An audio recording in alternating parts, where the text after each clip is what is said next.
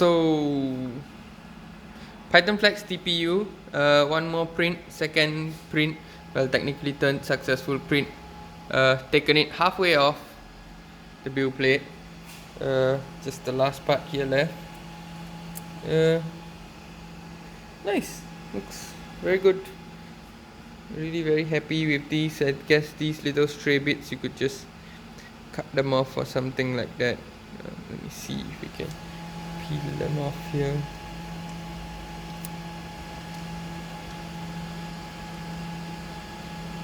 Okay, that's not working.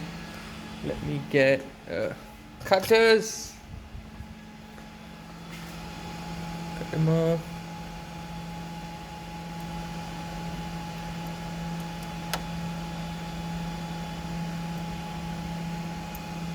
Anyway, you get the point.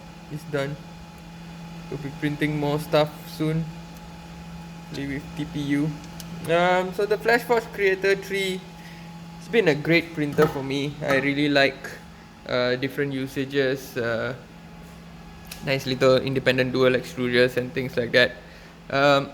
Get in touch if you want to find out more.